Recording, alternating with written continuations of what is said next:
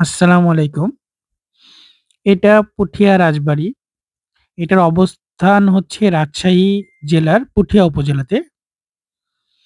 দেখুন রাজবাড়ির মানে রাজা বা জমিদারির পাট অনেক আগে বিলুপ্ত হয়েছে, কিন্তু রাজবাড়িটি এখনো মাথা উঁচু করে দাঁড়িয়ে আছে। এটা পুঠিয়া রাজবাড়ি বা পাঁচানী জমিদার বাড়ি নামে পরিচিত। এটা আপনার প্রাচীনতম একটি রাজবাড়ি। পুঠিয়া পাঁচানী রাজবাড়ি বা পাঁচানী জমিদার বাড়ি হচ্ছে মহারানী হেমন্তী কুমারী দেবীর বাসভবন ছিল।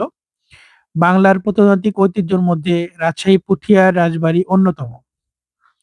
1895 সালে মহারানী হেমন্তী কুমারী দেবী আকর্ষণীয় ইন্দো ইউরোপীয় স্থাপত্য রীতিটি আয়তাকার দ্বিতল বর্তমানে রাজবাড়িটি নির্মাণ করেন, যেটা এখন পর্যন্ত মাথা উঁচু করে দাঁড়িয়ে আছে।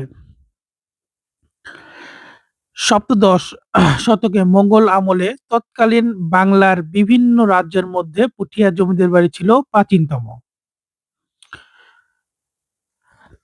মোগল সম্রাট জাহাঙ্গীরের কাছ থেকে রাজা উপাধি লাভ করার পর সেটি পুঠিয়া রাজবাড়ি রূপে পরিচিতি লাভ করে। 1744 সালে জমিদারি ভাগ হয়। সেই ভাগাভাগিতে জমিদারের বড় ছেলে পান সম্পত্তির 5.5 আনা এবং অন্য 3 ছেলে পান 3.5 আনা। 1950 সাল পর্যন্ত জমিদারি প্রথা ছিল।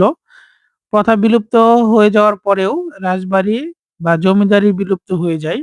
কিন্তু জমিদার বাড়ি বিলুপ্ত হলেও এ আমলে নির্মিত তাদের প্রাসাদ বলেন, মন্দির বলেন বা অনেক স্থাপিত আছে যেগুলো ঠিকই টিকে আছে।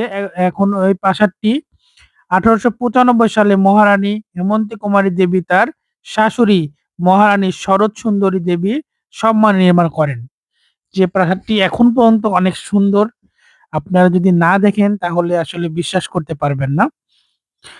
এত সুন্দর একটি রাজবাড়ি। এটা আসলে পুঠিয়াতে অবস্থিত, রাজশাহী জেলার।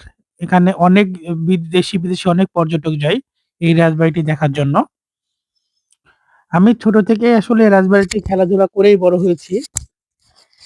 তো যারা দেখেন নাই অবশ্যই একবার হলেও রাজবাড়িটি দেখে আসা উচিত। কারণ অনেক সুন্দর এই রাজবাড়িটা।